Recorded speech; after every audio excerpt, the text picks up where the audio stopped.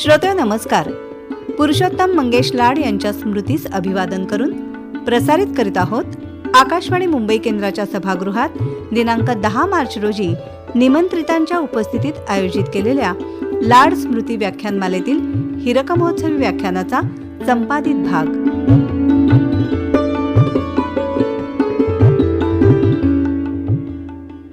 श्रोते हो, यावर्षीच्या व्याख्यानाचा विषय होता मानसिक आरोग्य, नवी आव्हानं, नव्या दिशा. वक्ते प्रख्यात मनोविकार तज्ज्ञ डॉक्टर आनंद नाडकर्णी. या कार्यक्रमाचं अध्यक्षस्थान भूषविलं ज्येष्ठ लेखक आणि सामाजिक कार्यकर्ते डॉक्टर अनिल अवचट यांनी.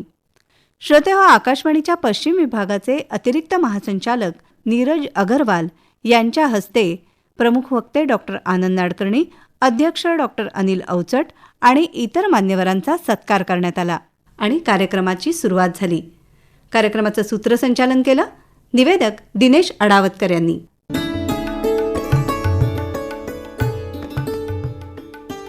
सुस्वागतम. कैलासवासी पुरुषोत्तम मंगेश लाड स्मृती व्याख्यानमालेच्या यंदाच्या हीरक महोत्सवी कार्यक्रमात सर्व उपस्थित मान्यवर आणि आपण जाणकार श्रोतृवर्ग यांचं मी मनपूर्वक हार्दिक स्वागत करतो. आज या प्रसंगी मला ग. दी. माडगूळकरांची गीतरामायण काव्याची जी अर्पण पत्रिका आहे ती या ठिकाणी आठवते. गीतरामायण जे महाराष्ट्राच्या घराघरात आणि मराठी माणसाच्या मनामनात आकाशवाणीच्या माध्यमातून पोचलं, ते गीतरामायण हे महाकाव्य माडगूळकरांनी पुरुषोत्तम मंगेश लाड यांच्या स्मृतीला अर्पण केलेलं आहे. आणि अर्पण पत्रिकेमध्ये माडगूळकर असं म्हणतात की गेला जो वैकुंठी होऊनी निस्संग, गेला जो वैकुंठी होऊनी निस्संग, ठेवूनी अभंग स्मृती मागे, स्मृतीचं आपुल्या प्राज्ञ भागवता, स्मृतीचं आपुल्या प्राज्ञ भागवता, अर्पिली ही कथा राघवाची. आणि माडगूळकरांनी ही जी भावना त्यांच्याप्रती व्यक्त केलेली आहे त्याच भावनेतून लाड स्मृती व्याख्यानमालेची सुरुवात झाली. आजसुद्धा हे पुष्प या ठिकाणी गुंफत असताना हीच भावना आमच्या मनामध्ये आहे. माडगूळकरांची ती राघवाची कथा होती. आज इथे मनाची व्यथा उलगडली जाणार आहे, किंवा असं म्हणूया त्याचा संबंध कुठेतरी रामाशी होता आणि आजच्या आयोजनाचा संबंध हा आत्मारामाशी आहे. आणि आत्मारामाच्या प्रसन्नतेचा जेव्हा विषय येतो त्यावेळेस मानसोपचार हा विषय त्या ठिकाणी येतोच. पुरुषोत्तम मंगेश लाड हे खरहुन्नरी असं व्यक्तिमत्व होतं. एक कुशल सनदी अधिकारी, कलोपासक, विद्वान आणि व्यासंगी तर ते होतेच, पण बहुभाषा कोविद, उत्तम साहित्यकार, कवी, वक्ता अशा विविध गुणांनी समृद्ध असं व्यक्तिमत्व म्हणजे पुरुषोत्तम मंगेश लाड.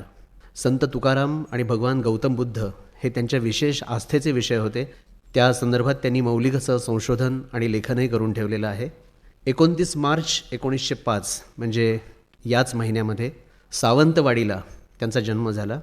जात्याच बुद्धिमान आणि कष्टाळू अशी त्यांची वृत्ती होती. शालांत परीक्षेमध्ये मुंबई विभागात ते सर्वप्रथम आले आणि संस्कृत विषयामध्ये जगन्नाथ शंकरशेठ स्कॉलरशिप, जी अतिशय सन्मानाची मानली जाते, ती स्कॉलरशिप मिळवणारे लाड हे पहिले विद्यार्थी ठरले. विलायतेमधून ICS होऊन ते भारतामध्ये परत आले आणि त्यानंतर अनेक शासकीय जबाबदाऱ्या त्यांनी यशस्वीपणे निभावल्या. 1954 माहिती आणि नभोवाणी खात्याचे सचिव म्हणून त्यांची नेमणूक झाली आणि त्या काळात त्यांनी कर्मचाऱ्यांसाठी प्रशासकीय नियमावली तयार केली, जी आजही आकाशवाणीमध्ये पाळली जाते, लागू आहे. आणखी एक त्यांनी महत्त्वाचं काम केलं ते म्हणजे लेखक, कवी आणि कलावंतांना या माध्यमाशी जोडलं, आकाशवाणीच्या सेवेमध्ये त्यांना सामावून घेतलं, ज्याच्यामध्ये पु ल देशपांडे किंवा कविवर्य बाभा बोरकर यांच्यासारखे दिग्गज आकाशवाणी या माध्यमाशी जोडले गेले. तर अशा या थोर व्यक्तिमत्वाच्या सन्मानार्थ आजचा हा कार्यक्रम या ठिकाणी आयोजित केलेला आहे.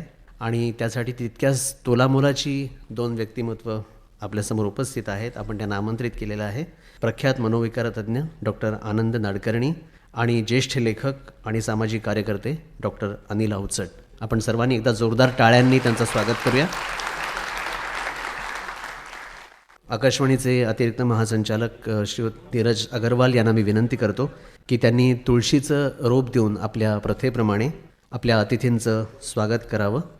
आजचे प्रमुख वक्ते डॉक्टर आनंद नाडकर्णी. आजच्या कार्यक्रमाचे अध्यक्ष ज्येष्ठ लेखक आणि सामाजिक कार्यकर्ते डॉक्टर अनिल अवचट. दिनांक 24 मार्च 1957 या दिवशी पुरुषोत्तम मंगेश लाड या महान सारस्वताला महाराष्ट्र मुकला आणि त्याच्या पुढच्याच वर्षी म्हणजे 1958पासून लाड स्मृती व्याख्यानमालेची सुरुवात झाली आणि त्यांच्या स्मृतीला ही व्याख्यानमाला अर्पण केलेली आहे. रसिको, यंदाचं व्याख्यानमालेचं हे हीरक महोत्सवी वर्ष आहे. त्यानिमित्तानं ही गौरवशाली परंपरा नेमकी काय आहे, कशी आहे आणि आजच्या या कार्यक्रमाचं प्रास्ताविक करण्यासाठी मी या ठिकाणी आमंत्रित करतो आकाशवाणी मुंबई केंद्राच्या सहाय्यक निदेशक कार्यक्रम विभाग सुजाता परांजपे यांना. लाड स्मृती व्याख्यानमाला ही एका अर्थाने अद्वितीय अशीच म्हटली पाहिजे. लाड स्मृती व्याख्यानमालेखेरीज आणखी 2 व्याख्यानमाला आकाशवाणीवरून प्रसारित होत असतात. सरदार पटेल व्याख्यानमाला ही 1955 साली सुरू झाली, तीही आजतागायत सुरू आहे. 1969पासून सुरू झालेली राजेंद्र प्रसाद स्मृती व्याख्यानमाला ही आकाशवाणीवरून प्रसारित होत असते. पण या दोन्ही व्याख्यानमाला यांचं आयोजन दिल्लीमध्ये होत असतं. ह्या इंग्रजी आणि हिंदी या भाषेमधून ही व्याख्यानं होत असतात आणि ह्याचं प्रसारण राष्ट्रीय पातळीवरती होत असतं. पण पुरुषोत्तम मंगेश लाड यांना मानवंदना देण्यासाठी 1958 साली ही व्याख्यानमाला, लाड स्मृती व्याख्यानमाला मराठी भाषेमध्ये सुरू झाली. अन्य कोणत्याही प्रादेशिक भाषेमध्ये अशा तऱ्हेची व्याख्यानमाला नाही आहे. ही केवळ मराठीमध्ये व्याख्यानमाला सुरू आहे आणि आज आपण त्याचा हीरक महोत्सव साजरा करतो आहे. आणखी या व्याख्यानमालेचं वैशिष्ट्य म्हणजे महाराष्ट्रातल्या सगळ्या आकाशवाणी केंद्रांवरून या व्याख्यानमालेचं किंवा या व्याख्यानांचं 2 भागांमध्ये प्रसारण होतच असतं आणि शिवाय या मालिकेच्या, या व्याख्यानमालेच्या आयोजनाची जबाबदारी ही मुंबई, पुणे, नागपूर या व्यतिरिक्त आकाशवाणीतली सगळी केंद्रं म्हणजे सांगली, नांदेड असेल, नाशिक असेल, कोल्हापूर, सोलापूर ही सगळी आकाशवाणी केंद्र या आयोजनाची जबाबदारी अतिशय यशस्वीपणे पेलत असतात. महाराष्ट्रामध्ये व्याख्यानमालांची मोठी परंपरा आहे. विविध ठिकाणच्या वसंत व्याख्यानमाला आपल्याला माहिती आहेत, फार पूर्वीपासून त्या चालू आहेत. गणेशोत्सव किंवा नवरात्र यामध्ये होणारी व्याख्यानंही आपण आपल्या लहानपणी, तरुणपणी ऐकलेली आहेत. या व्याख्यानांमधून श्रोत्यांची बौद्धिक किंवा वैचारिक मशागत फार पूर्वीपासून होत असे. कदाचित या परंपरेतूनच लाड स्मृती व्याख्यानमालेचा जन्म झाला असावा. पुरुषोत्तम मंगेश लाड यांचं संत साहित्यावरचं प्रेम लक्षात घेऊन पहिल्या वर्षी जी 6 व्याख्यानं झाली ती संतांच्या जीवनकार्याविषयीची होती. संत एकनाथांविषयी प्राध्यापक न. र. फाटक, संत रामदासांविषयी तर्कतीर्थ लक्ष्मणशास्त्री जोशी, मराठी संतांचं सांस्कृतिक कार्य याविषयी प्राध्यापक गंबा सरदार अशासारखे विषय होते आणि हे वक्ते होते. आणि पहिल्या वर्षीचे उद्घाटक होते किंवा या व्याख्यानमालेचंच उद्घाटन यशवंतराव चव्हाण यांनी केलं होतं आणि आकाशवाणी मुंबई केंद्राचं ते आयोजन होतं. पहिलं वर्षही मुंबई केंद्रानेच केलं होतं आणि हा एक चांगला योग आहे की हीरक महोत्सव मुंबई केंद्र करतंय. पुढच्या वर्षांमध्ये विषयांची निवड ही काळाच्या कसोटीवर करायला सुरुवात झाली आणि श्रोत्यांना वैचारिकदृष्ट्या समृद्ध करण्याची कामगिरी आकाशवाणीने इतर कार्यक्रमांप्रमाणेच या व्याख्यानमालेद्वाराही आकाशवाणी करत राहिली. या पडद्यावरची नावं तुम्ही बघितली असाल तर तुमच्या लक्षात येईल की किती ख्यातनाम विद्वानांचे विचार या मंचावरून श्रोत्यांपर्यंत पोचले आहेत. काही उदाहरणं मला सांगायला आवडतील. 1987 साली महाराष्ट्रातील समाज प्रबोधन याविषयी प्राध्यापिका नलिनी पंडित या व्याख्यात्या होत्या आणि डॉक्टर भाल भोळे हे अध्यक्ष होते. 1999 साली भारतीय अर्थव्यवस्थेपुढची आव्हानं प्राध्यापक गंगाधर गाडगीळ हे व्याख्याते होते. 2003 साली आरोग्य स्वराज्य हा विषय होता. डॉक्टर अभय बंग हे व्याख्याते होते आणि कुमार केतकर अध्यक्ष होते. 2007 साली उपयोजित ग्रामीण तंत्रज्ञान डॉक्टर आनंद कर्वे व्याख्याते होते आणि डॉक्टर वसंत गोवारीकर अध्यक्ष होते. हे विषय एवढ्यासाठी सांगितले की त्याच्यामधून त्याचं वैविध्य लक्षात यावं. यावर्षीचा हीरक महोत्सवी व्याख्यानाचा विचार करताना आजपर्यंत या व्यासपीठावरून न आलेला आणि अर्थातच काळाला अनुरूप असा विषय निवडावा असं वाटलं. जागतिक आरोग्य संघटनेच्या अलीकडच्या आकडेवारीनुसार जगातले साधारण 30 कोटी लोक नैराश्याच्या विकाराने ग्रस्त झालेले आहेत. भारतामध्ये या आजाराने पीडित लोकांचं प्रमाण 4-4.5% आहे आणि नैराश्यापोटी आत्महत्या करण्याचीही उदाहरणं आपण आजूबाजूला बघतोय. या पार्श्वभूमीवर मानसिक आरोग्य हा विषय पुढे आला. सध्याच्या वेगवान तंत्रज्ञानाच्या जगामधली अटीतटीची स्पर्धा, संघर्ष एकीकडे, तर माणसामधला हरवलेला संवाद, आपसातला दुरावा हा दुसरीकडे. आणि या सगळ्याला तोंड द्यायचं तर मानसिक आरोग्य ठणठणीत असायला हवं आणि ते कसं जमवायचं हे सांगण्यासाठी मला वाटतं डॉक्टर आनंद नाडकर्णींखेरीज योग्य व्यक्ती नाही हे तुम्ही माझ्याशी सहमत व्हाल. या कार्यक्रमाचे अध्यक्ष म्हणून डॉक्टर अनिल अवचट यांनी आमचं आमंत्रण स्वीकारलं, याचाही आम्हाला खूप आनंद होतोय. पुन्हा एकदा सगळ्यांना अभिवादन करते आणि हे प्रास्ताविक संपवते. धन्यवाद. रसिको, आजचे आपले दोन्ही अतिथी हे डॉक्टर आहेत, हा एक योगायोग आहे. आणि दोघंही समाजाभिमुख डॉक्टर आहेत. डॉक्टर आनंद नाडकर्णी हे MBBS आहेत आणि मनोविकारशास्त्रामध्ये त्यांनी MDही केलेलं आहे. मनोविकारांच्या बाबतीत समाजामध्ये अनेक गैरसमज असतात, त्या विरोधात एक चळवळच त्यांनी उभारलेली आहे. 1990पासून ठाण्यामध्ये इन्स्टिट्यूट फॉर सायकोलॉजिकल हेल्थ या संस्थेच्या माध्यमातून हे काम ते सातत्याने करत आहेत, ज्याच्यामध्ये क्लिनिकल उपचार, समुपदेशन याबरोबरीने साहित्य, संगीत, नाट्य, चित्र, संवाद अशा अनेक आनंददायी साधनांचा यामध्ये उपयोग केला जातो. मनोविकार तज्ज्ञ या पलीकडे त्यांची एक स्वतंत्र ओळख आहे, ती म्हणजे लेखक आणि नाटककार आणि अर्थात एक उत्तम वक्ते म्हणून सुद्धा.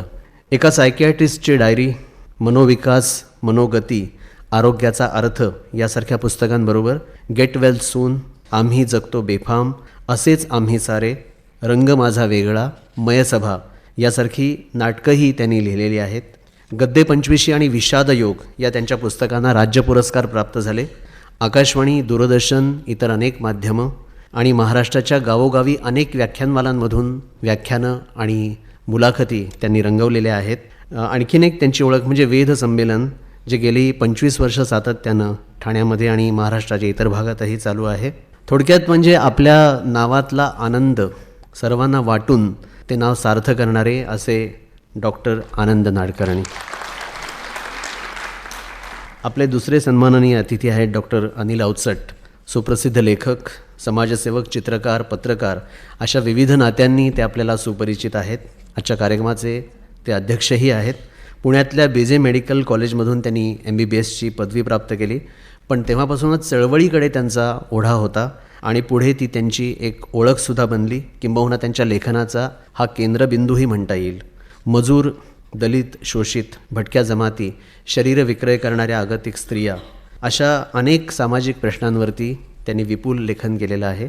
मुक्तांगण व्यसनमुक्ती केंद्राचे ते संस्थापक संचालक आहेत. त्यांच्या पत्नी डॉक्टर सुनंदा अवचट यांच्या सहयोगानं या संस्थेची स्थापना झाली आणि विशेष म्हणजे त्यांची व्यसनमुक्तीची जी अनोखी पद्धत त्या ठिकाणी वापरली जाते ती आज अनेक ठिकाणी प्रचलित झालेली आहे. डॉक्टर अवचट यांच्या धारदार लेखणीला एक नाजूकसं सुंदर मोरपीसही लागलेलं आहे आणि त्यामुळे सामाजिक प्रश्नांच्या बरोबरीने कला, साहित्य, संगीत अशा विषयांवर सुद्धा तितकंच आशयघन आणि सुंदर असं लेखन त्यांचं आपल्याला वाचायला मिळतं. आणि त्या जोडीला चित्रकला, शिल्पकला, ओरिगामी, बासरीवादन, गायन यासारखे त्यांचे छंदही तितकेच लोभसवाणे आहेत. विविध विषयांवर त्यांची 22हून अधिक पुस्तकं प्रसिद्ध आहेत आणि अनेक पुस्तकांना अनेक पुरस्कार, मानसन्मान प्राप्त झालेले आहेत. त्यांना स्वतःला महाराष्ट्र फाउंडेशनचा जीवनगौरव पुरस्कार, राज्य वाङ्मय पुरस्कार, सामाजिक न्याय पुरस्कार, बालसाहित्य पुरस्कार आणि नुकताच फर्ग्युसन गौरव पुरस्कार असे विविध मानसन्मान प्राप्त झालेले आहेत. आजच्या आपल्या दोघाही अतिथींचा हा थोडासा सविस्तर असा परिचय जाणून घेतल्यानंतर आपल्याला त्यांची निवड आजच्या या व्याख्यानमालेसाठी किती उचित आहे याची कल्पना मला असं वाटतं आलेली असेल. ज्यांच्या नावाने ही व्याख्यानमाला सादर केली जाते त्या पुरुषोत्तम मंगेश लाड यांच्याच जातकुळीतली ही 2 हरहुन्नरी, प्रतिभावान आणि प्रज्ञावान अशी व्यक्तिमत्व आहेत. एवढंच मी एका शब्दात सांगेन आणि मी सन्मानपूर्वक डॉक्टर आनंद नाडकर्णी यांना या ठिकाणी आमंत्रित करतो की आपण आपल्या व्याख्यानाला सुरुवात करावी. डॉक्टर आनंद नाडकर्णी.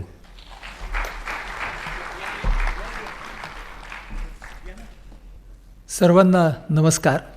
आदरणीय अध्यक्ष आणि माझा आवडता बाबा डॉक्टर अनिल अवचट, आकाशवाणीतील सर्व ज्येष्ठ अधिकारी आणि त्यांचा संघ, मोठ्या संख्येने उपस्थित असलेले इकडचे प्रेक्षक आणि घराघरातून ही व्याख्यानमाला ऐकणारे आकाशवाणीचे सर्व श्रोते.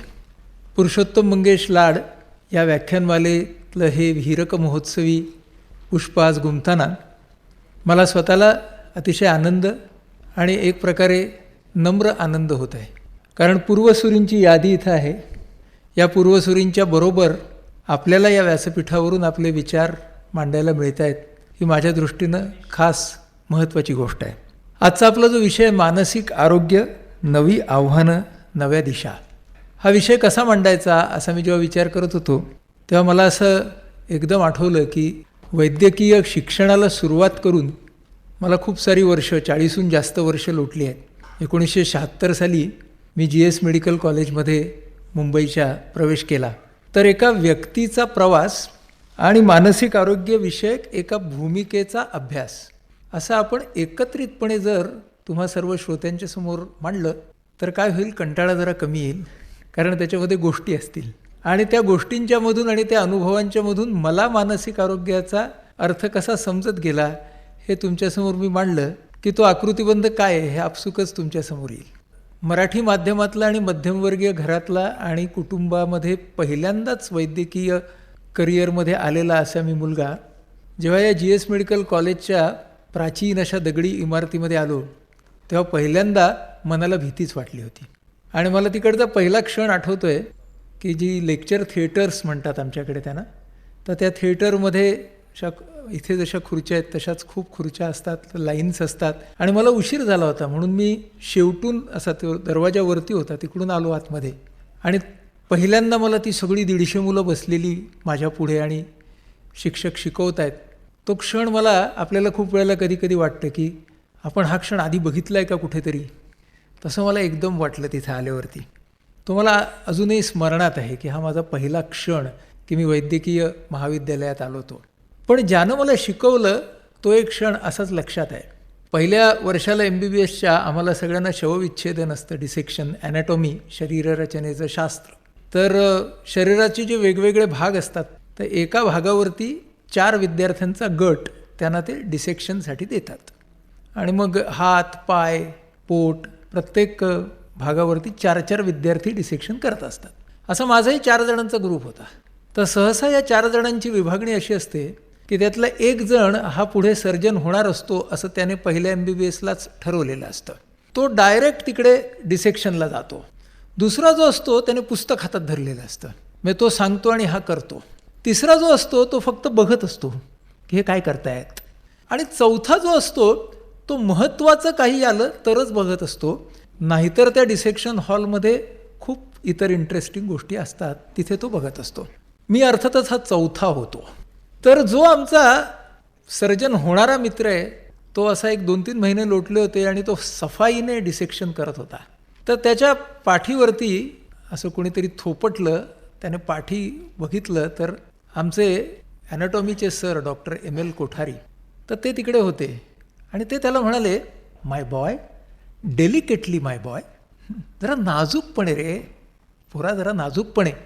तसं तो मुलगा सरांच्याकडे बघून म्हणाला, but sir it's a dead body, it's a cadaver. तो म्हणाला हे तर मृत शरीर आहे सर. तर सर सहजपणे बोलून गेले, if you do not start respecting the dead, how will you respect the living. तुम्ही जर या मृत शरीराचा सन्मान करायला शिकला नाहीत तर जीवाचा सन्मान तुम्ही कसे करायला शिकाल. मला वैद्यकीय शिक्षण सापडलं तो हा क्षण आहे. आणि त्याचा संबंध मनाशीच होता की आपण कशासाठी आहोत, आपल्याला काय करायचं आहे.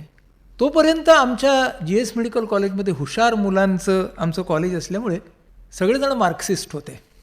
प्रत्येकाला मार्क हवेत. आणि आम्ही दुसऱ्या वर्षाला गेलो सेकंड MBBSला तर क्लिनिकल टर्म्स सुरू झाल्या. मग असं दुपारी एक अशी बातमी यायची, ward number 5 cot number 6 3 centimetre liver आहे. म्हणजे त्या माणसाची लिव्हर सुजली आहे. मग वॉर्ड नंबर 7 12 नंबरच्या कॉटवरती ना MSMIचा मर्मर आहे. की सगळेजण आपापले स्टेथोस्कोप, त्याला ग्रामीण भागात डिग्र्या म्हणतात, आपापल्या डिग्र्या घेऊन हे धावले सगळे. आणि मग ती 10 पोरं त्या माणसावरती त्याची लिव्हर बघायला तुटून पडायचे. मला असं वाटायचं की अरे लिव्हर पण माणसाची आहे ना, माणसाकडे आपण बघत नाही आणि फक्त लिव्हरकडे बघतो. त्या सगळ्या अस्वस्थपणामध्ये ग्रंथालीचे दिनकर गांगल यांनी माझ्या हातामध्ये एक पुस्तक ठेवलं. ते आयव्हन इलिच नावाच्या लेखकाचं मेडिकल नेमेसिस या नावाचं एक पुस्तक होतं. हे पुस्तक मी वाचायला घेतलं सेकंड MBBSमध्ये आणि माझे डोळे एकदम उघडायला सुरुवात झाली. हा आयव्हन इलिच काय सांगतो? तो असं सांगत होता की आपल्या सगळ्यांच्या आयुष्याचं झपाट्याने वैद्यकीकरण होत आहे, मेडिकलायझेशन होत आहे. आणि हे जे वैद्यकीकरण होत आहे ते वैद्यकीकरण कोण करत आहे? तर वैद्यकीय व्यावसायिकच करतायत, डॉक्टरच करतायत. म्हणजे डॉक्टर काय करतायत? तर डॉक्टर रुग्णाला ट्रीटमेंट देण्याच्या ऐवजी आजाराच्या लक्षणावरच सगळं लक्ष केंद्रित करतायत. आजार पाहतच नाही आहेत, आजारामागचा माणूस पाहत नाही आहेत. आणि म्हणून इलिचने असं म्हटलं होतं की जशी धर्मसत्ता, जशी राजसत्ता, तशी एक वैद्यक सत्ता निर्माण होत आहे. मग मला असं वाटायला लागलं अरे हो, हे खरं आहे की. मग मला गांगल असं म्हणाले की तू आयव्हन इलिचच्या पुस्तकाचं मराठीमध्ये भाषांतर का करत नाहीस? तर मी पुस्तक वाचल्यावरती गांगलांना म्हणालो की भाषांतर करण्यापेक्षा मी भारतीय संदर्भ देऊन ह्याचं रूपांतर करेन. आणि मग मी अभ्यास करायला सुरुवात केली. तेव्हा अर्थातच नेट नावाचा मित्र नव्हता, त्यामुळे फारच नेटाने अभ्यास करायला लागायचा. मग पुस्तकं वाचा, रेफरन्सेस काढा. माझे doctor ML Kothari, doctor Lopa Mehta शिक्षक होते, त्यांनी खूप पुस्तकं दिली. आणि मी एक वैद्यक सत्ता या नावाने एक पुस्तक लिहिलं. हे पुस्तक जेव्हा मी लिहिलं त्यामधून माझा स्वतःचा अभ्यास असा झाला की या वैद्यकशास्त्राचे 2 दृष्टिकोन आहेत किंवा 2 आकृतिबंध आहेत. त्यातला एक आकृतिबंध आहे, त्याला म्हणतात जीववैज्ञानिक किंवा बायोमेडिकल, की ज्याच्यामध्ये डॉक्टर हा करता करविता आणि पेशंट हा करवून घेणारा, तो फक्त ट्रीटमेंट घेणारा, आणि डॉक्टर हा जणू काही दुसरा देवच. आणि इलिच असं म्हणतो की दुसरा आकृतिबंध, त्याला त्याने असं म्हटलंय सर्वसमावेशक. त्याला असं म्हटलंय बायोसायको सोशल. जीवशास्त्रीय, मानसशास्त्रीय आणि समाजशास्त्रीय या सर्व घटकांना एकत्र आणणारा वैद्यकशास्त्राचा दुसरा दृष्टिकोन. इथं मला पहिल्यांदा मन मिळालं. अरे हां, म्हणजे मनसुद्धा वैद्यकशास्त्रामध्ये काहीतरी आहे, समाज म्हणजे काहीतरी वैद्यकशास्त्रामध्ये आहे. एका देशाचं उदाहरण देऊन मी माझ्या पुस्तकात असं लिहिलं आहे की या देशाने शस्त्रास्त्रांवरती होणारा खर्च जर 50% कमी केला असता तर त्या देशातले सगळे बालमृत्यू थांबले असते. म्हणजे आपण आरोग्याकडे कसं बघणार हे मला हळूहळू थोडं कळायला लागलं. प्रोटीन एनर्जी माल न्यूट्रिशन नावाचा एक आजार असतो बालरोगशास्त्राच्या पुस्तकात, त्याला म्हणतात क्वाशिओकॉर. क्वाशिओकॉर हे आफ्रिकन भाषेतलं नाव आहे. पण त्या क्वाशिओकॉर हे नाव कसं निर्माण झालं तर त्याचं इंग्रजीतलं भाषांतर आहे त्या आफ्रिकन शब्दाचं next child born too soon. त्याचा अर्थ असा की एका पाठोपाठ एक मूल झाल्यामुळे पहिल्या मुलाला जे स्तनपान मिळत होतं आईचं ते फार लवकर थांबलं आणि दुसरा कुठलाही पोषणाचा मार्ग नसल्यामुळे तो कुपोषित झाला. म्हणजे सामाजिक वास्तव, मन हे आरोग्याशी जोडलेलं आहे हे माझ्या लक्षात यायला लागलं. आणि मग मला वाटायला लागलं की आपल्याला जर जास्त काही शिक्षण घ्यायचं असेल तर ते मनाच्या क्षेत्रातलं घेतलं पाहिजे. माझ्या समोर असलेले वैद्यकशास्त्रामधले जे माझे प्राध्यापक होते, डॉक्टर रवी बापट, डॉक्टर शरदिनी डहाणूकर, डॉक्टर विजय आजगावकर, ह्या सगळ्या मंडळींच्याकडे पाहताना मला असं जाणवलं की हे लोक हा जो बायोसायको सोशल दृष्टिकोन आहे तसे वागतात बुवा. म्हणजे आमचे बापट सर हे सर्जन आहेत. तर मला असं आठवते की एकदा राऊंडवरती दुसऱ्या दिवशी सर्जरीला पेशंट ते घेणार होते एका गंभीर सर्जरीसाठी, आणि आदल्या दिवशी संध्याकाळी ते सगळ्या पेशंटना भेटायचे आणि नातेवाईकांना भेटायचे. तर ते भेटले आणि त्यांनी त्यांच्या ज्युनियर्सना सांगितलं उद्या ह्याला ठेवू नका. दुसऱ्या दिवशी मंगळवार होता, मंगळवार शनिवार त्यांचे ऑपरेशनचे डेज असायचे. ह्याला शनिवारी ठेवा, उद्या ठेवू नका. सगळे जे प्री ऑपरेटिव्ह चाचण्या बिचण्या सगळ्या नॉर्मल होत्या. मग का बरं सरांनी पोस्टपोन केलं? मग मी सरांना विचारलं की सर उद्या का, म्हणजे मंगळवारी का नाही केलं, शनिवारपर्यंत का? तर सर म्हणाले, अरे मी ही आदल्या दिवशीची राऊंड का घेतो, तर मला माझ्या पेशंटच्या डोळ्यात बघायचं असतं म्हणून. आता हा जो पेशंट ज्याला मी पोस्टपोन केला ना, त्याच्या डोळ्यात मी भीती पाहिली. आणि मग आता पुढचे 3 दिवस रोज संध्याकाळी त्याला वॉर्डात ठेवून मी त्याच्याशी आणि त्याच्या नातेवाईकांशी बोलणार आहे आणि मग शनिवारी मी त्याच्यावर शस्त्रक्रिया करणार आहे. मग मी त्यांना म्हणालो, सर हे असं खरंच असतं का हो? तर सर म्हणाले, अरे हो. आणि सरांनी मला एक वाक्य सांगितलं की ऑपरेशन इज सर्जन स्किल. ते म्हणाले शल्यक्रिया करणं हे कसब त्या सर्जनचं आहे, त्या डॉक्टरचं आहे. But recovery is a partnership. म्हणजे त्या शल्यक्रियेतून बाहेर येणं याच्यासाठी डॉक्टर आणि रुग्ण या दोघांची सहकारी तत्वावरची बांधिलकी हवी. मग म्हटलं, अरे हां, म्हणजे सर्जन मला सांगतोय संवादाचं महत्त्व. मग मला असं वाटायला लागलं की अरे ही गमतीच आहे. मन म्हणजे काहीतरी एक सॉलिड गोष्ट आहे आणि तिच्याकडे आपण बघितलं पाहिजे. डॉक्टर SM मर्चंट नावाचे त्यावेळेचे मुंबईमधले खूप प्रख्यात असे बालरोगतज्ञ होते. ते आम्हाला शिकवायचे. आणि आमचं पीडियाट्रिक्स म्हणजे बालरोगांची जेव्हा ती क्लिनिकल टर्म 3rd MBBS झाली, त्याच्यानंतर आम्ही सगळी मुलं युनिट पार्टी द्यायचो. म्हणजे वर्गणी काढायचो आणि चहापाणी द्यायचो सगळे ज्यांनी आपल्याला शिकवले गेले 1.5-2 महिने त्यांना. तर SM मर्चंटनी मला बाजूला बोलवलं. मला म्हणाले, अरे गेल्या 2 महिन्यामध्ये मी तुला कोणत्या केसेस OPDमध्ये दिल्या? तर मग मी विचार केला. म्हटलं, एक मुलगी अशी होती लहान 7 वर्षाची की जिला चड्डीमध्ये शुशू करायची सवय होती. एक दुसरा 11 वर्षाचा मुलगा होता जो शाळेत जायला भीत होता. तिसरा एक असा होता. आणि मग माझ्या लक्षात आलं की सरांनी मला केसेस देताना शारीरिक आजाराची एकही केस दिली नव्हती. मग मला सर म्हणाले की अरे तुला मी इतक्या ह्या केसेस का दिल्या कळलं का? म्हटलं नाही सर. ते म्हणाले, अरे कारण तुझ्याशी लोक फार खुलून बोलतात. मग माझ्या असं लक्षात आलं की अरे हे सुद्धा साधन आहे, फक्त स्टेथोस्कोपच नाही तर संवादातून सुद्धा माणसं त्यांचं मन उघडू शकतात. त्या माझ्या प्रवासामध्ये या सगळ्या आरोग्याकडे विविधांगी दृष्टिकोनातून पाहण्याच्या प्रवासामध्ये 2 फार इंटरेस्टिंग टप्पे आले. मी एक एकांकिका लिहिली जी कुष्ठरोगावरती होती. तिचं नाव होतं झडलेला मोहोर. ती सगळ्या आंतर महाविद्यालयीन स्पर्धांमध्ये खूप गाजली. आणि त्याचा विषय हा होता की कुष्ठरोग हा जरी शारीरिक आजार असला तरी अशा लोकांचं जीवन मानसिक आणि सामाजिक हे कसं असतं. आणि त्याच्या पुढच्याच वर्षी एक एकांकिका मी लिहिली. ती समलिंगी संभोग करणाऱ्या होमोसेक्शुअल्सवरती होती, पार्टनर नावाची, 78 साली.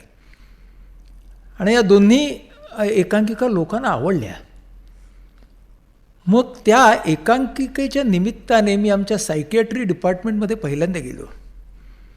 कारण तिकडचा माझा एक ज्येष्ठ सहकारी होता डॉक्टर कुमार ढवळे नावाचा. तो या समलिंगी लोकांच्या वरती रिसर्च करत होता. मग मी त्याच्यासोबत ती माणसं पहिल्यांदा पाहिली. मला लिहायचं होतं नाटक, एकांकिका, तिथं लिहिली गेलीच. पण अशी पण लोक असतात, त्यांना पण मन असतं, ही गोष्ट मी नव्यानेच शिकलो. त्यामुळं मी आता आपण मनाचा अभ्यास करायचा असा प्रेरित होऊनच ठरवलं की आपण सायकियाट्रीमध्ये जाऊ. म्हणून मी मनोविकार क्षेत्रामध्ये आलो. आणि पुढच्या 2-3 महिन्यातच मला कळलं की आमच्या मनोविकार क्षेत्रामध्येच बायोमेडिकल मॉडेल आहे. म्हणजे मनोविकाराच्या क्षेत्रामध्ये आम्हाला शिकवलं जातं आहे आजार, लक्षणं आणि त्याच्यावरची औषधं. ह्याच्या पलीकडे आम्हाला काही शिकवत नाही आहेत. आम्हाला सायकॉलॉजी फारच पुस्तकी शिकवत आहेत, सायकियाट्री प्रत्यक्षातली शिकवत आहेत, पण तीसुद्धा लक्षणं आजार ट्रीटमेंट, लक्षणं आजार ट्रीटमेंट अशीच शिकवत आहेत. मग जे काही मला सर्वसमावेशक नावाची गोष्ट होती ती कुठे बरं सापडायची? त्यावेळेला 2 गोष्टी घडल्या. मी माझ्या डिपार्टमेंटमध्ये सायकियाट्रीच्या सगळ्यात ज्युनियर होतो. त्यामुळे काय होतं माहिती आहे की सगळे वरती असतात. म्हणजे मी हाऊसमन, मग त्याच्यापुढे रजिस्ट्रार, मग लेक्चरर, मग assistant professor, associate professor, professor, अशी सगळी उतरंड असते. मग प्रोफेसर सांगतात की अमुक अमुक व्हायला पाहिजे. ते जर त्याला खालच्याला आवडत नसलं तर तो त्याच्या खालच्याला सांगतो. करत करत ते जेव्हा हाऊसमनपर्यंत येतं तो नकाराचा हक्क त्याला नसतो. कारण ते तिथे थांबतं. तर आमच्या सरांनीच मला सांगितलं की अरे आपला हा 10 नंबरचा वॉर्ड आहे KMचा, तिथे अल्कोहोलिक आहेत आपले, त्या वॉर्डाचा इंचार्ज तू. म्हटलं बरं. बरं म्हटल्याशिवाय काही दुसरा काही पर्यायच नव्हता. मग मी गेलो. 10-12 पेशंट होते. मग मला काय सांगितलं होतं सायकॅट्रीतल्या पुस्तकाने की ह्या सगळ्या लोकांचं विड्रॉल तू कसं ट्रीट कर. मग मी विड्रॉल ट्रीट करायला सुरुवात केली. हातपाय कापत होते, भास होत होते, कधी कधी त्यांना बांधून टाकावं लागत होतं वगैरे वगैरे. 8-10 दिवसांनी मस्त नॉर्मल व्हायचे, माझ्याशी बोलायचे. बोलल्यानंतर मला वचन द्यायचे की आम्ही परत कधीही दारूला स्पर्श करणार नाही. आणि 3 आठवड्याच्या आत वॉर्डात परत. ही काय गडबड आहे. मग मला सरांनी सांगितलं, सरांनी म्हटलं हो हे ना हे सारखे सारखे परत येत आहेत लोक. त्याला आमच्या भाषेत म्हणतात रिव्हॉल्विंग डोअर सायकियाट्री. म्हणजे इकडून बाहेर जातो, इकडून आत येतो, इकडून बाहेर जातो, इकडून आत येतो. तर सर मला म्हणाले you should add counselling and group therapy. असं ते म्हणाले, पण म्हणजे काय कर हे त्यांनी सांगितलं नाही. मग आता हे काउन्सिलिंग आणि ग्रुप थेरपी मला कोण शिकवणार. म्हणून मग मी पुस्तकं सगळी वाचली. तर त्या पुस्तकामध्ये सगळे पाश्चात्य रेफरन्सेस होते. त्यातलं मला काहीच फारसं कळत नव्हतं. मग मी एक शक्कल लढवली. म्हटलं आपले जे 10 रुग्ण परत जात आहेत त्यातले 6-7 परत येत आहेत. जे परत येत नाहीत ते काय करतात ते बघूया. म्हणून मग त्यातल्या 2-3 मी गाठलं की अरे लेको तुम्ही सोबर कशी, तुम्ही व्यसनापासून दूर कसे राहिलात. तर ते म्हणाले की एक अल्कोहोलिक्स अनॉनिमस नावाची संघटना आहे, त्या संघटनेच्या मीटिंग्जना आम्ही जातो. मग म्हटलं आपल्याला गट कसे घ्यायचे, काउन्सिलिंग कसं करायचं हे आपण पेशंटकडूनच शिकूया.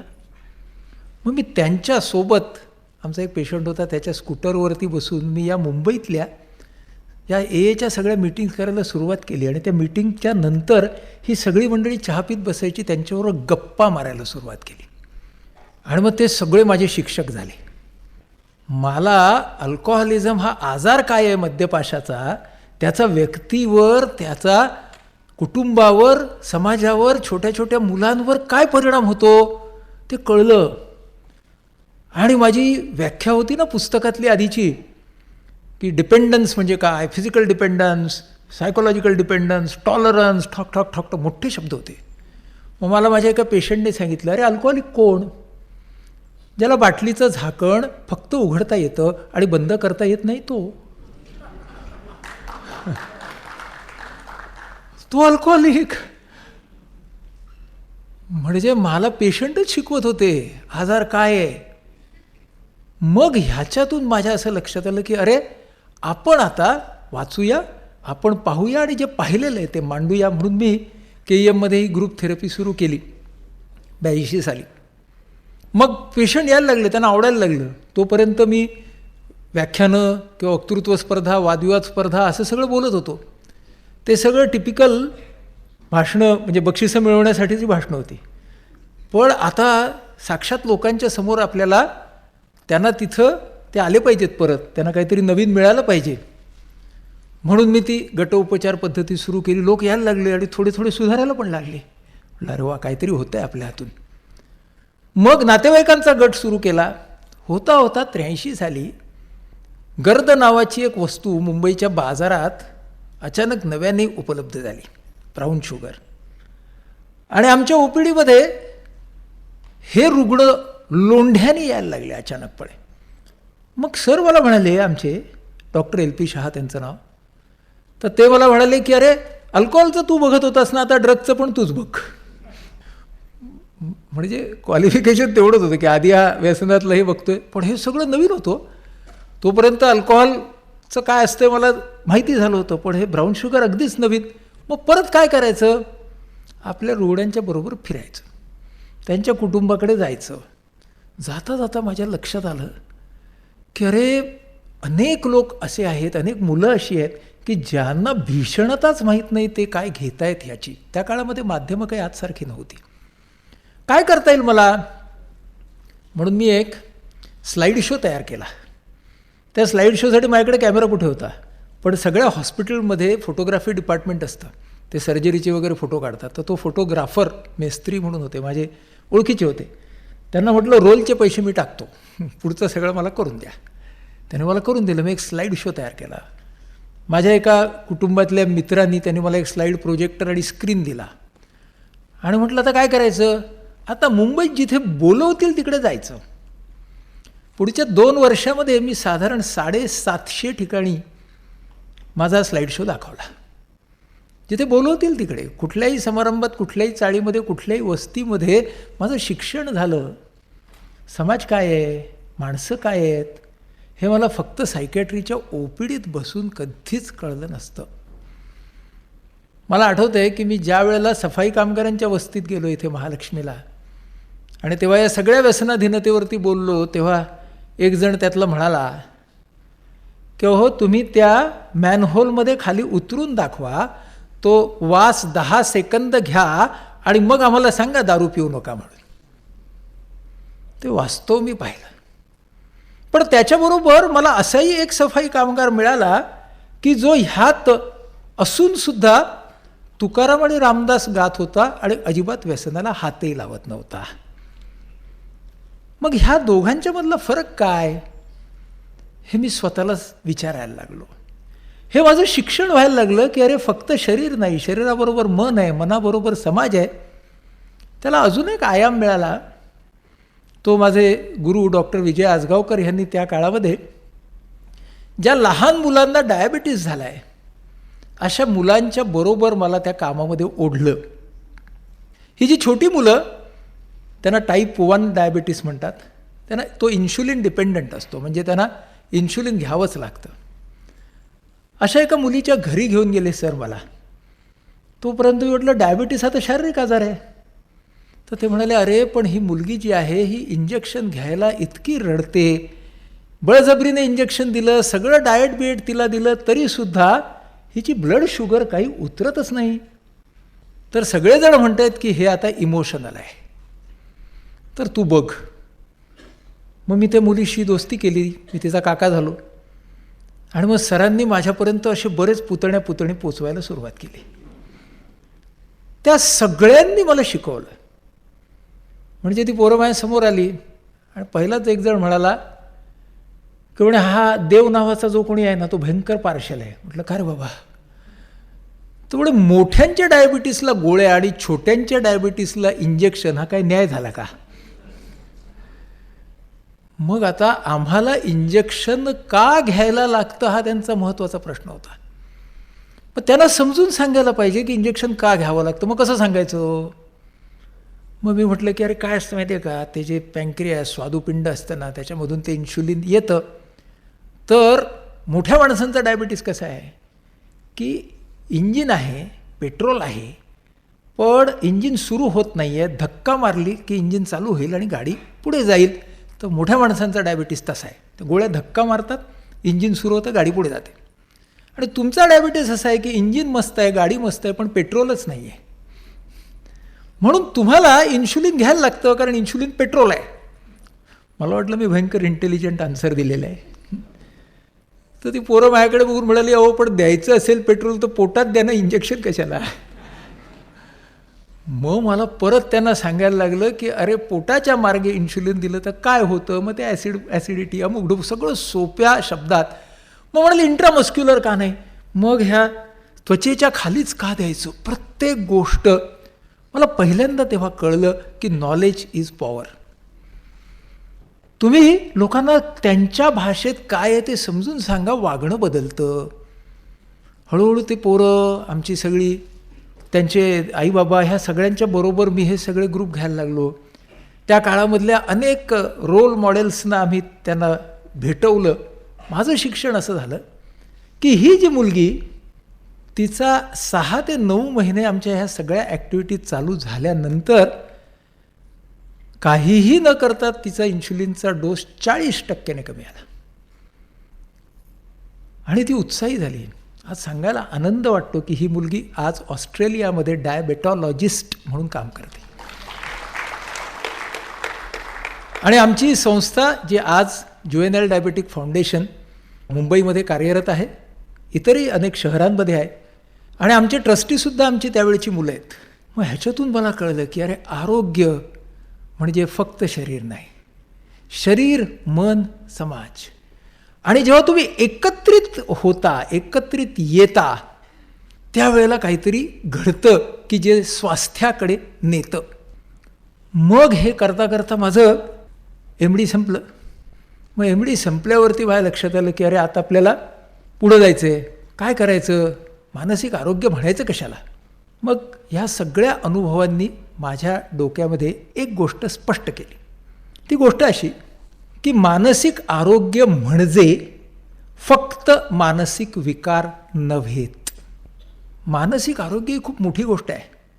तिचा मानसिक विकार हा फक्त एक लेयर आहे, एक ती पातळी आहे. त्याला इंग्रजीत आपण म्हणू डिसऑर्डर, मराठीमध्ये म्हणू विकार किंवा विकृती.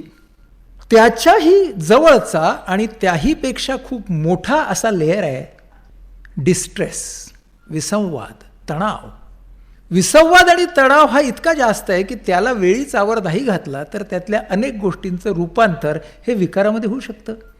म्हणजे डिसऑर्डर, डिस्ट्रेस, आणि तिसरं आहे विकास, डेव्हलपमेंट. विकासावरती जर आपण जास्त काम केलं तर विसंवाद होणार नाही, विसंवाद झाला नाही तर विकार होणार नाही. मग मी माझ्या आजूबाजूला माझ्या सकट सगळ्यांच्याकडे पाहिलं तेव्हा असं लक्षात आलं की आमच्या मानसिक आरोग्य क्षेत्रातले आम्ही सगळे व्यावसायिक फक्त विकार या एकाच लेव्हलला काम करतो, आणि ते सुद्धा आम्ही सिम्प्टोमॅटिक म्हणजे लक्षणांना ताब्यात आणण्याचं काम करतो. तोपर्यंत मला ह्या डायबिटीसच्या उदाहरणातून, ह्या व्यसनमुक्तीच्या उदाहरणातून हे कळायला लागलं होतं की हे फक्त औषधांचं नाही आहे, हे काम संवादाचं आहे, हे काम कुटुंबाला जोडण्याचं आहे, हे काम समाजाला जोडण्याचं आहे.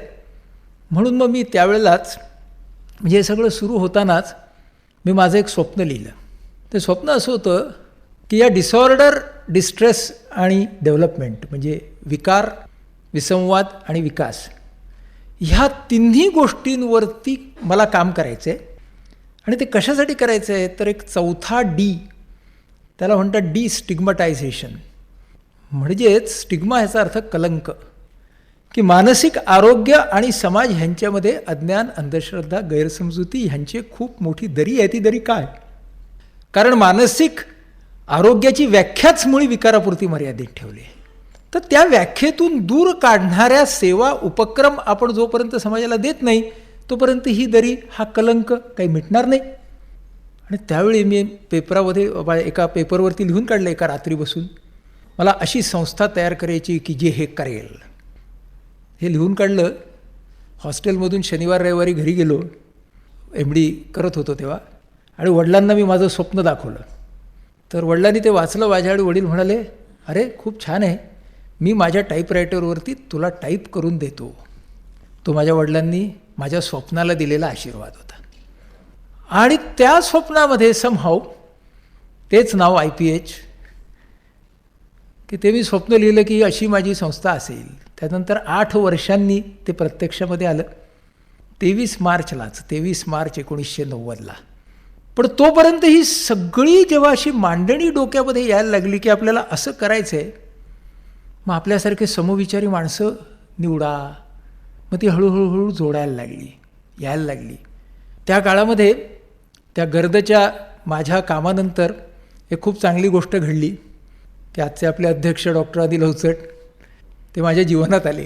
त्यावेळेला अनिल हा खरं तर माझ्या वडिलांचा मित्र, आणि तो आणि डॉक्टर सुनंदा, अनिता, जिला आम्ही सुनंदाही म्हणत होतो, हे दोघेजणं का आले आमच्या घरी यायचे. पण ते घरी आले कारण त्यांच्या कुटुंबाच्या जवळचं एक कुटुंब, त्यांच्या मित्राचा मुलगा हा व्यसनात सापडला आहे, आणि सुनंदा सायकॅट्रिस्ट, त्यामुळे ती त्याला ट्रीट करत होती. मग त्यांना कोणीतरी सांगितलं की मी KEMमध्ये काम करतो आहे.